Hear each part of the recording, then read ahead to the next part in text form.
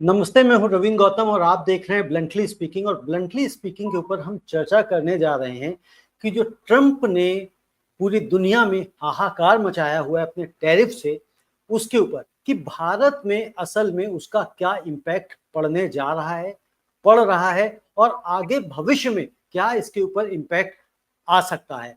अगर आपने देखा हो तो खबरें बनी हुई हैं कि अमेरिका में सड़कों के ऊपर ट्रंप के विरोध में, इस ट्रंप के जो टैरिफ के विरोध में बहुत सारे लोग प्रदर्शन कर रहे हैं, सड़कों पे उतर रहे हैं। लेकिन उसकी यदि हम अपने यहाँ नेशनल मीडिया की बात करें तो वहाँ इसकी कोई चर्चा नहीं हो रही, और ना ही हमारी तरफ से हमारी सरकार कोई इसके ऊपर बयान दे रही है, ना अपना कोई वजूद बता रही कि भाई हम किस तरह से ट्रंप के टैरिफ से लड़ने के लिए तैयार हैं। इस विषय को हम बेहतर तरीके से समझेंगे प्रोफेसर अरुण कुमार जी से।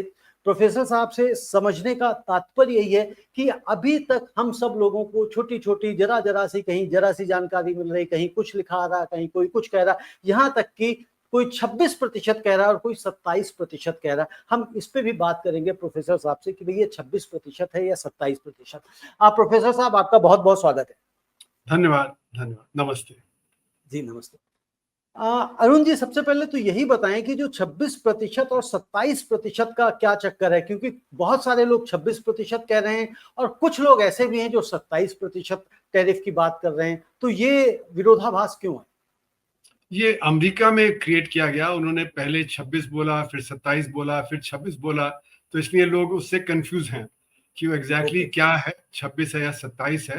पर खैर वो इतना मैटर नहीं करता। सबसे बड़ी बात ये है कि जो ये टैरिफ को रेसिप्रोसिटी के नाम पे लाया गया, कि यानी कि जितना टैरिफ दूसरे देश हमारे ऊपर लगाते हैं उतना ही टैरिफ हम उनके ऊपर लगाएंगे।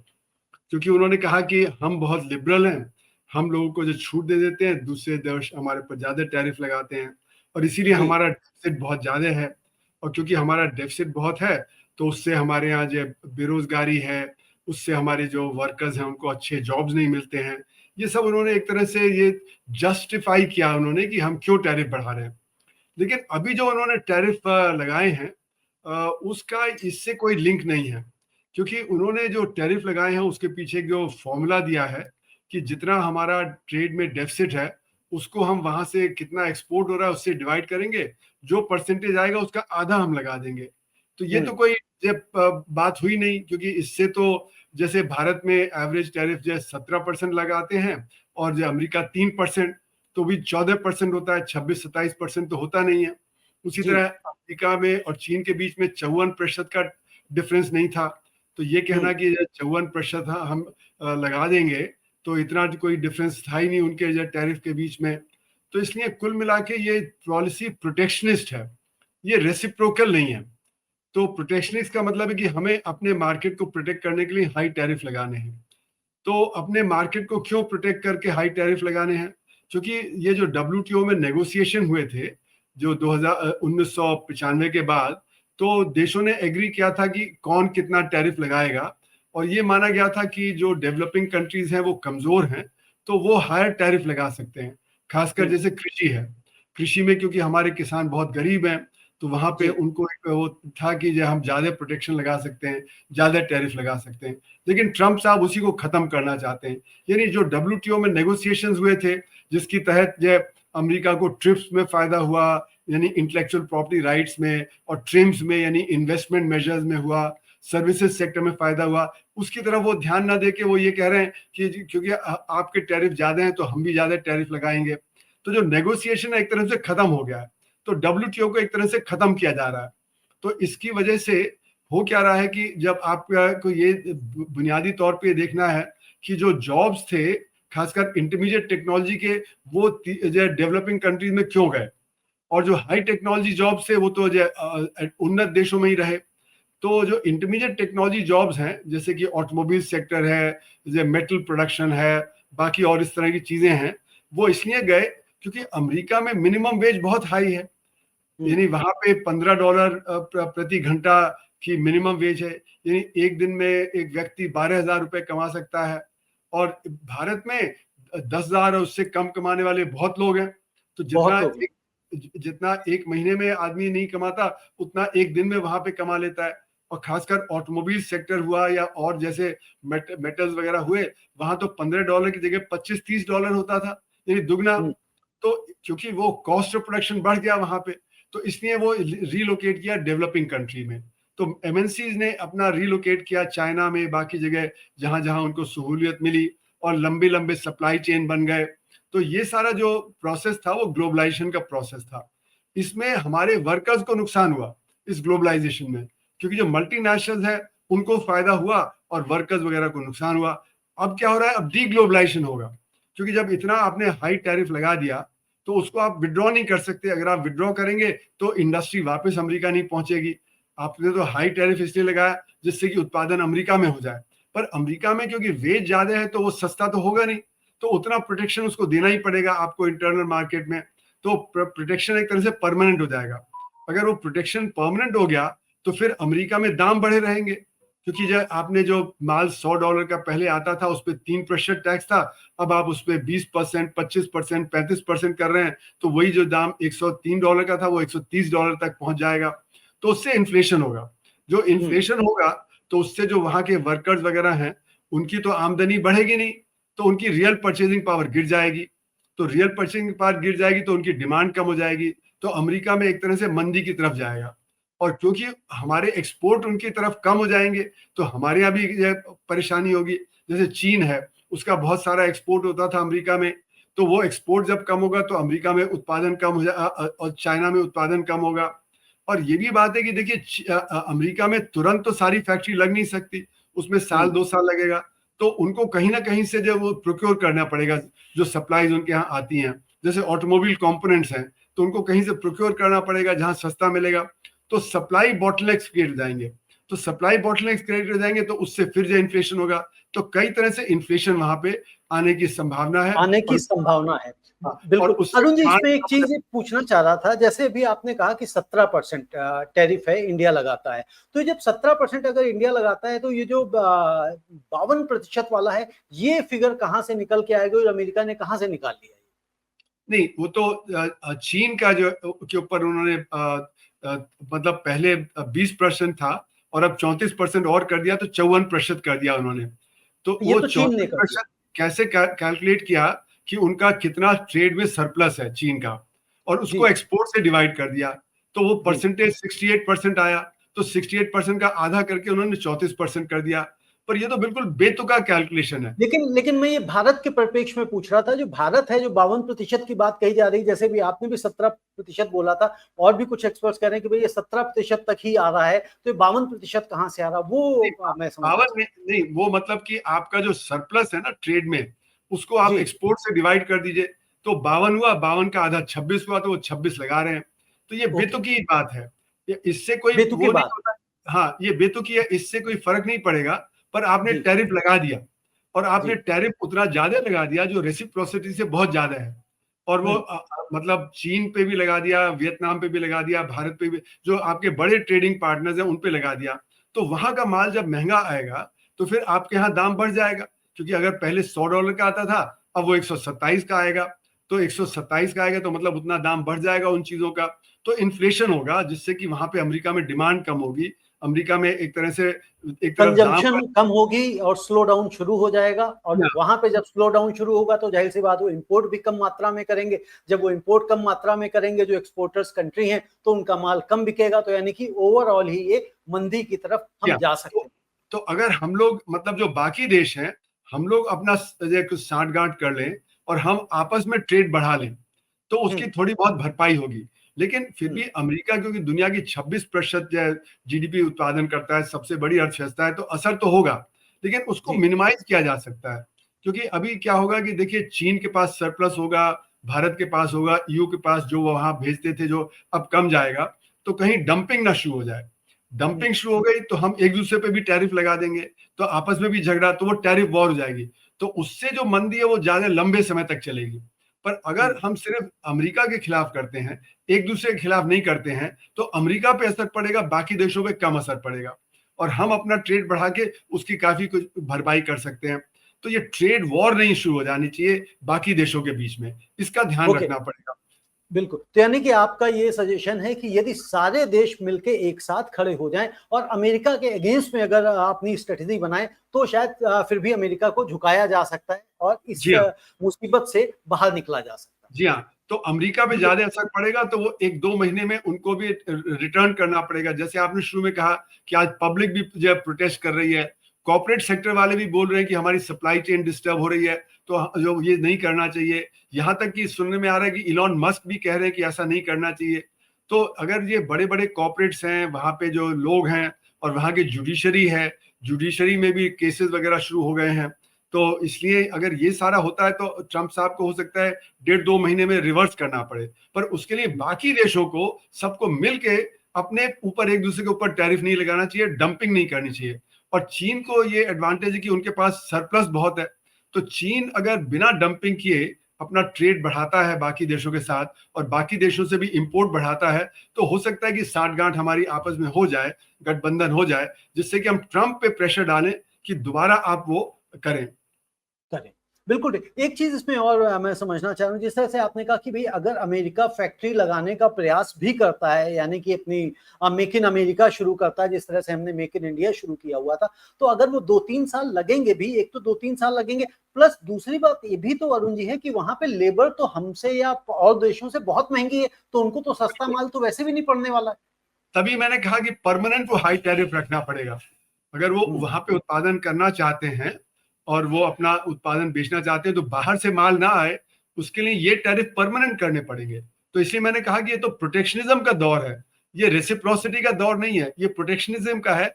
और डब्ल्यूटीओ को कंप्लीटली ओवरटर्न कर देता है। तो नए सिरे से ट्रेड मतलब फिर जो नेगोशिएशन करने पड़ेंगे। तो इसका असर ये होगा कि एक रिसेशन काफी लंबा खिंच जाएगा। काफी लंबा खिंच जाएगा। अब जैसे चाइना की बात करें तो चाइना आई थिंक तकरीबन $500 बिलियन का एक्सपोर्ट करता है अमेरिका को, और इंडिया जबकि 90-92 या 95 बिलियन डॉलर ही करता है। तो ऐसी स्थिति में जो भारत है, एक तो सबसे पहले बताइए कि ये क्या डिप्लोमेसी हो सकती है कि भारत मतलब अन्य देश इस टैरिफ के अगेंस्ट में बोल रहे हैं, अपनी बात रख रहे हैं, जबकि भारत बिल्कुल शांत बैठा हुआ है, तो क्या ये किसी कूटनीति का हिस्सा इसे समझा जाना चाहिए? देखिए, ट्रंप साहब की स्ट्रैटेजी है कि वो अलग अलग देशों को तोड़ दें। तो वो मेक्सिको के साथ अलग नेगोशिएट करेंगे, वो जो कनाडा के साथ अलग करेंगे, यू के साथ अलग करेंगे, भारत के साथ जो नेगोशिएशन चल रहे हैं बायलैटरल ट्रेड के, तो वो कोशिश में है कि बाकी लोग साथ ना हो जाए। तो बाकी लोगों को समझना चाहिए कि बाकी लोग अगर साथ हो जाएंगे तो ट्रंप साहब को रिवर्स करना पड़ेगा। अगर वो हमें तोड़ने में कामयाब हो जाते हैं तो फिर सबको नुकसान करेंगे वो। तो इसलिए भारत की भी स्ट्रैटेजी होनी चाहिए कि हम नेगोशिएट तो करें उनके साथ, लेकिन बाकियों के साथ भी नेगोशिएट करके और बाकियों के साथ जो एक गठबंधन की करें।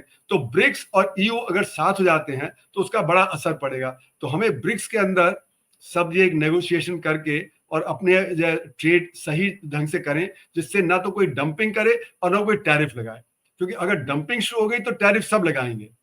तो इसलिए ये एक बहुत ही ट्रिकी मामला है कि लोग कैसे ट्रस्ट करें, क्योंकि अक्सर चाइना पे एक्यूजेशन होता है कि वो डंपिंग कर देता है, कि वो बहुत बड़ी मात्रा में प्रोडक्शन करता है और वो डंपिंग कर देता है दूसरी अर्थव्यवस्थाओं पे, जिससे कि वहां पे उल्टा असर पड़ता है। अब आप देखें तो हमारा $83 बिलियन का ट्रेड डेफिसिट है चीन के साथ। तो वो अगर हमें सहूलियत देता है कि हमारा थोड़ा एक्सपोर्ट उनकी तरफ बढ़ जाए और वो हमारे यहाँ डंपिंग ना करे, तो हम भी मतलब ये थोड़ा बेनिफिट करेंगे, थोड़ा उनको भी बेनिफिट होगा। और सबसे बड़ी बात है कि ट्रंप साहब को रिवर्स करना बहुत जरूरी है इस समय। बहुत जरूरी है, बिल्कुल ठीक। अब एक चीज इसमें बताएं, जैसे हम भारत के परिप्रेक्ष्य में बात करना चाहते हैं कि जो एग्रीकल्चर है उसका हमारी जीडीपी में बहुत तगड़ा कंट्रीब्यूशन होता है, ठीक है ना। लेकिन ऐसी स्थिति में अगर यूएस को जो जाने वाला है, भाई पहले 4 से 5% का वो लगाते थे, हम लगाते हैं, अब उन्होंने 30 से 31% कर दिया है अमेरिका ने। तो ऐसी सिचुएशन में क्या एग्रीकल्चर सेक्टर में भी हम मंदी देख सकते हैं हमारे भारत में, हमारे देश में? हमारे लिए सबसे बड़ी परेशानी तो कृषि क्षेत्र रहेगा, क्योंकि कृषक ही सबसे गरीब है। 85% जो कृषक हैं वो 5 एकड़ से कम जोतते हैं और उनकी आमदनी बहुत कम होती है कृषि से। तो इसलिए अगर उनकी आमदनी गिरती है तो वो बहुत बड़ा परेशानी का दौर देश में बन जाएगा। और प्रोटेस्ट तो किसान कर ही रहे हैं कई सालों से कि उनकी आमदनी कम है। तो हम दोनों स्थिति में फंस जाएंगे। अगर उनका टैरिफ हाई रहेगा और हमारा सामान वाहन बिकना कम हो जाएगा तो देश में दाम कम हो जाएंगे। और अगर हम अमेरिका के प्रेशर में आके अपने यहाँ टैरिफ कम कर देते हैं कृषि पे, तो हमारे यहाँ सस्ता दाम आएगा, तो भी हमारे जो कृषि के जो दाम है वो कम हो जाएंगे, उनकी आमदनी कम हो जाएगी, तो दोनों उसमें हम परेशानी में आ जाएंगे। तो इसलिए हमें जो है कृषि को प्रोटेक्ट करना बहुत जरूरी है, चाहे ट्रम्प साहब कुछ भी कहें, क्योंकि कृषि में अगर डिमांड कम होती है तो हमारे यहाँ जो मास डिमांड है, क्योंकि कृषि में 60% लोग अभी भी निर्भर है, तो उनकी डिमांड कम होगी तो हमारे यहाँ अर्थव्यवस्था में प्रॉब्लम आ जाएगी। तो अगर हमें इस समस्या से जूझना है तो हम बाहर की जो समस्या है उसको तो नहीं करेक्ट कर सकते, लेकिन अंदर की जो समस्या है उसको हम कम कर सकते हैं। अंदर की हमारी क्या समस्या है कि हमारे यहाँ डिमांड कम है, क्योंकि 94% लोग जो असंगठित क्षेत्र में काम करते हैं उनकी आमदनी कम है, और ये जो टैरिफ वॉर है इससे उनकी आमदनी और कम हो जाएगी। अब जब उनकी आमदनी कम होगी तो डिमांड कम हो जाएगी, और इसीलिए आप देखिए तो निर्मला सीतारमन जी फाइनेंस मिनिस्टर बार बार कह रही हैं कि हम पब्लिक सेक्टर का इन्वेस्टमेंट बढ़ा रहे हैं, लेकिन प्राइवेट सेक्टर इन्वेस्टमेंट नहीं बढ़ा रहा है। तो प्राइवेट सेक्टर कह रहा है कि जब डिमांड कम होगी तो हम कैसे इन्वेस्टमेंट बढ़ाएंगे। तो अगर जैसे आरबीआई का डेटा आता है वो दिखाता है कि ऑर्गेनाइज सेक्टर में कैपेसिटी यूटिलाइजेशन 70 और 75% के बीच में घूम रही है। तो अगर आप 100 की कैपेसिटी और आप जो है 75 ही बेच पा रहे हैं, तो आप कैपेसिटी को 110 क्यों करेंगे? तब तो आपका सेल और भी जो परेशानी में आ जाएगा, आपका प्रॉफिट और भी परेशानी में आ जाएगा। तो इसलिए हमें कैपेसिटी यूटिलाइजेशन बढ़ाना है, जिसके लिए रोजगार बढ़ाना जरूरी है। रोजगार कहाँ बढ़ेगा? असंगठित क्षेत्र में। संगठित क्षेत्र में तो बहुत ऑटोमेशन है, वहां पे हम इन्वेस्टमेंट बढ़ा रहे हैं, लेकिन वहां पे जॉब्स नहीं क्रिएट होते, क्योंकि वहां पे तो ऑटोमेशन और खासकर अब आर्टिफिशियल इंटेलिजेंस के आने से तो और भी ज्यादा परेशानी वहां बढ़ जाएगी। तो हमें इन्वेस्टमेंट करना है असंगठित क्षेत्र में, यानी कृषि को बढ़ावा देना है, माइक्रो सेक्टर, स्मॉल सेक्टर। तो हमें सरकार की नीतियां बदलनी पड़ेंगी। अगर सरकार की नीतियां बदलेंगे तो हमारी इंटरनल डिमांड जनरेट होगी, जिससे हमें एक मौका मिलेगा बाहर से जो रिसेशन आ रहा है उससे कोप करने का। तो हमारा हो सकता है रिसेशन बच जाए अगर हम लेबर इंटेंसिव सेक्टर्स में तवज्जो देना शुरू करें। लेबर इंटेंसिव सेक्टर्स में यदि हम तवज्जो देना शुरू करें तो हो सकता है हम रिसेशन से बच निकले। प्रोफेसर साहब, एक बात और यहाँ पे मैं जानना चाहता हूँ कि अगर हम मान के चलते हैं कि अगर 2 महीने में ट्रम्प सरकार जो है इस पे कुछ बदलाव ला सकती है, तब्दीली ला सकती है, या थोड़ा सा लंबा खिंच सकता है, तो ऐसी सिचुएशन में हमारे देश के कौन कौन से सेक्टर्स में ज्यादा इम्पैक्ट आने के आसार दिखाई दे रहे हैं? देखिए, जो एडवर्स इम्पैक्ट हैं, जहां जहां हमारा ट्रेड ज्यादा है, जैसे कृषि है, टेक्सटाइल्स है, जेम्स एंड ज्वेलरी है, फार्मास्यूटिकल्स है, इलेक्ट्रॉनिक्स हैं, जो ऑटोमोबाइल कंपोनेंट्स हैं, ये सब जो बड़े क्षेत्र हैं जिन पे जो असर होगा। अभी उन्होंने फार्मास्यूटिकल पे नहीं लगाया, लेकिन थ्रेटन किया है, वो थ्रेटन कर रहे हैं कि फार्मास्यूटिकल पे भी लगाएंगे, क्योंकि वो चाहते हैं कि जेनरिक मेडिसिन है वो अमेरिका में प्रोड्यूस हो, ना कि जो और देशों से आए। और हमारी जेनरिक मेडिसिन सस्ती पड़ती है, तो इसलिए हमारे यहाँ से वो जाती है जो जेनरिक मेडिसिन वगैरह। तो इसलिए मुझे लगता है कि ये इन सारे क्षेत्रों पे असर पड़ेगा। तो ये जो अर्थव्यवस्था में जब मंदी आती है तो वो सभी क्षेत्रों को असर करती है, पर ये कुछ सेक्टर्स हैं जिनका जो खास जो एक्सपोर्ट जो अमेरिका की तरफ होता था वो जो बदल जाए। तो इसलिए ये देखना पड़ेगा कि जो और क्या हमारे अर्थव्यवस्था में मंदी के असर पड़ेंगे। बिल्कुल, आपने ठीक कहा। जैसे जेम्स एंड ज्वेलरी है, उसका तकरीबन शायद $9.25 बिलियन जो है एक्सपोर्ट होता है, और जी हाँ, डायमंड इंडस्ट्री हमारे देश की ऑलरेडी परेशानी संकट में परेशानी में है। हाँ, से गुजर रही है। जो टेक्सटाइल की बात की, यहाँ पे कुछ एक्सपर्ट्स ये भी कह रहे हैं, अपनी राय दे रहे हैं कि भाई टेक्सटाइल में बढ़ा तो दिया है, लेकिन हमें वियतनाम या बांग्लादेश से ज्यादा हमारा टैरिफ कम है, तो हमें फायदा होगा। क्या ऐसा होगा? देखिए, मतलब कि अगर अमेरिका में डिमांड कम होती है तो सबके लिए डिमांड कम होगी, तो हमारी डिमांड शायद थोड़ी कम कम हो, उनकी डिमांड ज्यादा गिर जाए, तो वो रिलेटिव बेनिफिट होगा। लेकिन जैसे कि उदाहरण के लोग देते हैं कि अगर जंगल में आग लगी तो सबको असर पड़ेगा, किसी को कम पड़ेगा, किसी को ज्यादा असर पड़ेगा। तो वो कोशिश में ही तो यही है कि वो टैरिफ क्यों बढ़ा रहे हैं। वो टैरिफ इसलिए बढ़ा रहे हैं कि जो अमेरिका में जो उत्पादन है वो बढ़ जाए। तो अमेरिका में जब उत्पादन बढ़ेगा तो बाकी देशों से उत्पादन जो वहां से इंपोर्ट आता है वो थोड़ा कम हो जाएगा। तो हमारा हो सकता है वो इतना ना गिरे जितना कि वियतनाम का गिर जाए, क्योंकि वियतनाम पे बहुत हाई टैरिफ लगा दिया है। तो रिलेटिव चीज है, लेकिन मुझे लगता है कि असर सब पे होगा, और सिर्फ असर सब पे टेक्सटाइल होगा। का जो है वो ओवरऑल कॉम्पेंसेशन नहीं करेगा, क्योंकि हमारा कृषि पे भी असर होगा, जेम्स एंड ज्वेलरी पे भी असर होगा। तो अगर यहाँ पे थोड़ा बहुत सेल बढ़ा भी तो ओवरऑल तो सेल नहीं बढ़ने वाला। ओवरऑल तो जब अमेरिका में रिसेशन आएगा तो ओवरऑल तो डिक्लाइन ही करेगा। तो हो सकता है कुछ सेक्टर्स थोड़ा इतना ज्यादा गिराव ना हो जितना कि बाकी सेक्टर्स में हो, पर ओवरऑल तो अर्थव्यवस्था में परेशानी आ जाएगी, और उससे हमारी अर्थव्यवस्था में जो परेशानी आएगी, हमारी इंटरनल डिमांड कम होगी। इंटरनल डिमांड कम होगी तो उसका असर फिर जो उन्हीं सेक्टर्स पे पड़ेगा। बिल्कुल, यानी कि आपकी इस बात से मुझे वो एक कहावत होती है ना कि भाई मेरी एक आंख फूट जाए कोई बात नहीं, लेकिन पड़ोसी की दो दो फूट गई हैं, तो अगर यानी जी कि हाँ, नुकसान तो हमें भी होगा बट पड़ोसी को थोड़ा ज्यादा होगा, तो उस बात से हम खुश हो लें। जी हाँ, जी हाँ, जी हाँ। जी। अब एक जिस तरह से भी हम देख रहे हैं कि शेयर मार्केट में लगातार गिरावट आ रही है। थर्सडे को जिस दिन मार्केट खुली थी, यानी कि 2 तारीख के बाद 3 तारीख को, 3 अप्रैल को, उस दिन मार्केट में कोई बड़ी हलचल नहीं हुई, लेकिन फ्राइडे को बहुत तगड़ी हमने हलचल देखी।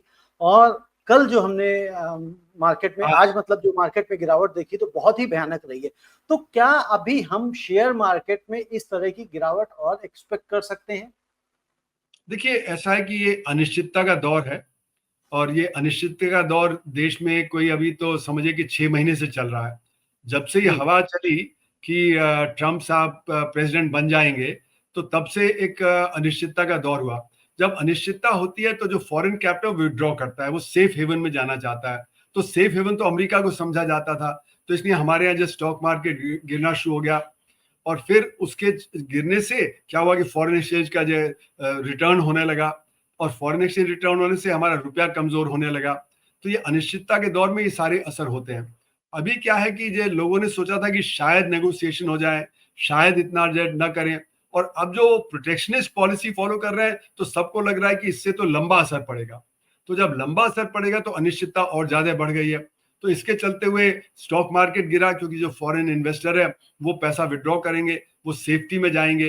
पर डॉलर भी अभी सेफ नहीं है, क्योंकि अभी आप देख रहे हैं कि पहले तो रुपया गिर रहा था, फिर रुपया थोड़ा चढ़ गया था, और जी। उसके पीछे वजह है कि अब लोगों को लग रहा है कि डॉलर में भी गिरावट होगी, क्योंकि यूएस इकोनॉमी में रिसेशन आया तो यूएस में भी परेशानी हो जाएगी। तो गोल्ड जो है, गोल्ड एक सेफ हेवन होता है। तो गोल्ड में भी थोड़ी बहुत अभी गिरावट आई है, लेकिन गोल्ड अभी भी काफी ऊंचा है, और मुझे लगता है कि लोग या तो विड्रॉ करके अपनी अर्थव्यवस्था में जाएंगे या गोल्ड में जाएंगे। तो इससे कुल मिला के ओवरऑल इन्वेस्टमेंट जो है दुनिया में वो कम होगा। इसीलिए दुनिया भर में रिसेशन आने की संभावना ज्यादा हो गई है। जी। और आज मतलब इसी शेयर मार्केट में तकरीबन 9,040 करोड़ रुपए का सौदा एफआईआई ने बेचा है। जी हाँ, जी हाँ। अरुण जी, एक और ये, अब मैं शेयर मार्केट पे ही बात आ गई थी, तो कुछ लोगों का ये मानना होता है कि भाई जो शेयर मार्केट है वो भारतीय इकोनॉमी का बैरोमीटर होता है। क्या ऐसा है क्या? और ऐसा जी है जी। तो क्यों है? नहीं, देखिए ऐसा है कि शेयर मार्केट में 6,000 कंपनियां रजिस्टर्ड हैं, उनमें जी। से 1,500 एक्टिवली ट्रेडेड होती हैं।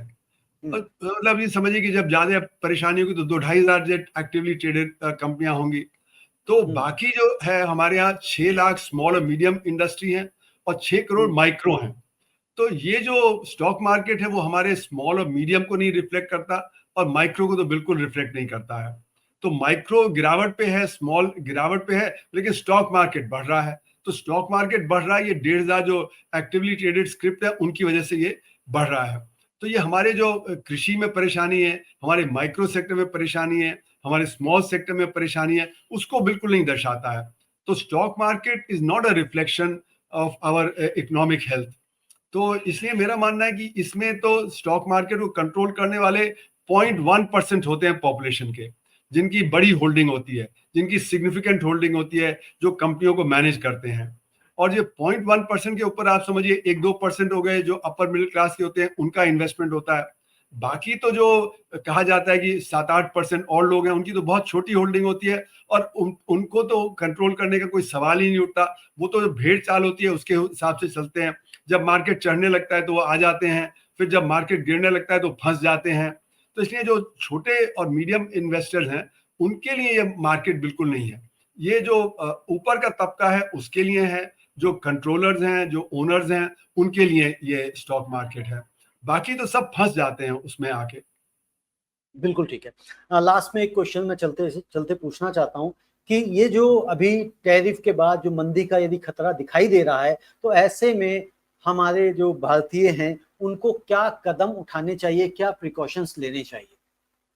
देखिए स्टॉक मार्केट में जो इन्वेस्टेड हैं, तो मिडिल क्लास और जो लोअर मिडिल क्लास है उसको तो बिल्कुल स्टॉक मार्केट में रहना नहीं चाहिए, क्योंकि उनका रिस्क जो है वो ज्यादा है, क्योंकि गिर भी सकता है, चढ़ भी सकता है। गिरेगा तो उनकी सेविंग्स और ज्यादा डूब जाएगी।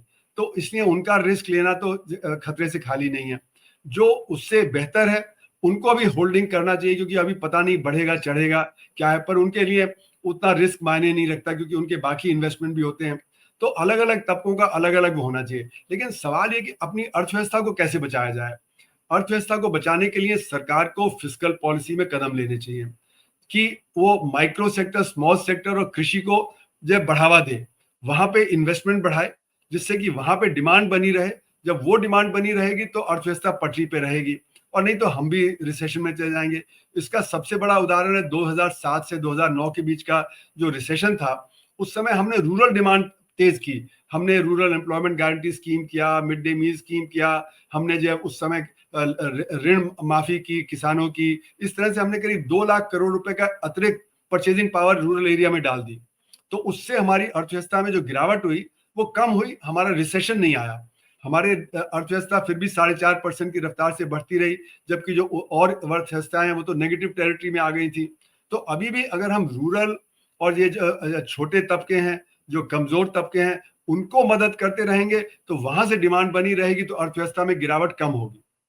कम होगी, बिल्कुल। मैं सोच रहा था लास्ट क्वेश्चन ही रखूंगा, लेकिन एक क्वेश्चन मुझे और रिलेवेंट याद आ गया, तो मुझे पूछना लगा, जरूरी है। अभी जब आपने देखा कि कच्चे तेल के दाम गिरे हैं, तो उसी में, और ये इस तरह से जो ट्रम्प ने टैरिफ का किया है उससे भी थोड़ा सा झटका लोगों को लग रहा है। ऐसे समय में अगर कच्चे तेल के दाम गिर रहे थे तो सरकार को, भारत सरकार को क्या ये नहीं चाहिए था कि पेट्रोल डीजल के दाम कम कर देती, उसमें कटौती कर देती, बल्कि उसमें उसने अपना एक्साइज ड्यूटी और बढ़ा दिया है, ताकि भी, और ये भी कह दिया कि जनता को तो जितने पे मिल रहा था उतने पे मिलेगा। यानी कि सरकार अपना प्रॉफिट तो बढ़ाना चाह रही, लेकिन जनता को प्रॉफिट नहीं देना चाह रही। ऐसा क्यों? इसको मैं प्रॉफिट नहीं कहूंगा, क्योंकि सरकार का जो डेफिसिट है वो उसको कम करने की कोशिश है। तो वो डेफिसिट काफी बढ़ा हुआ है पैंडेमिक के दौरान से। लेकिन आपने सही कहा कि अगर जनता को फायदा मिलता कि बाहर कच्चे तेल का दाम कम हो गया है तो हमारे यहाँ भी कम हो जाए, तो उससे इन्फ्लेशन पे असर पड़ता, उससे परचेजिंग पावर पे असर पड़ता, और जो गरीब आदमी है उसकी परचेजिंग पावर बढ़ जाती। तो इसलिए ये इनको करना चाहिए था कि एक्साइज ड्यूटी बढ़ा के फिस्कल डेफिसिट को कंट्रोल करने की जगह ये उसका जो असर जब आम जनता को देते, उसका फायदा देते। गैस में तो 50 रुपए का शायद प्रति सिलेंडर बढ़ा ही देंगे, ऐसा लग रहा है। तो इसलिए वो बढ़ा दिया है। तो इसलिए जो आम जनता है उसको राहत देने की जरूरत है, जिससे उसकी डिमांड तेज हो। नहीं तो डिमांड जब कम होगी तो और ज्यादा परेशानी होगी। तो इसलिए इन्होंने ये सही कदम नहीं उठाया है। हालांकि ये फिस्कल डेफिसिट को मैनेज करने में थोड़ा मदद करेगा, लेकिन वो इतना इंपॉर्टेंट नहीं है जितना कि डिमांड क्रिएशन। डिमांड क्रिएशन बहुत इंपॉर्टेंट है। जिस तरह से आपने कहा कि उसमें रसोई गैस की, तो उस तरह से अप्रैल में देखिए उन्होंने टोल के भी टैरिफ बढ़ा दिए हैं, एटीएम ट्रांजैक्शंस पे भी पैसे बढ़ा दिए हैं। यानी कि दाम तो हर जगह बढ़ा दिए हैं, लेकिन जनता की कमाई कहीं से बढ़ती हुई नहीं दिखाई दे रही है। अरुण जी, आपसे बात करके बहुत अच्छा लगा, और मैं समझता हूँ जो दर्शक इस कार्यक्रम को देख रहे हैं उससे उनको ये ट्रम्प का जो टैरिफ है इसके विषय में बहुत सारी डिटेल में जानकारी मिलेगी। और जो दर्शकों आपके कोई प्रश्न हो, फर्दर हम जब प्रोफेसर साहब से प्रश्न करेंगे, चर्चा करेंगे, तो उसमें यदि जो भी आपके प्रश्न हो इससे जुड़े हुए तो आप भेज सकते हैं, वो हम इस कार्यक्रम में अवश्य लेंगे। प्रोफेसर साहब, आपका बहुत बहुत धन्यवाद। धन्यवाद, नमस्ते।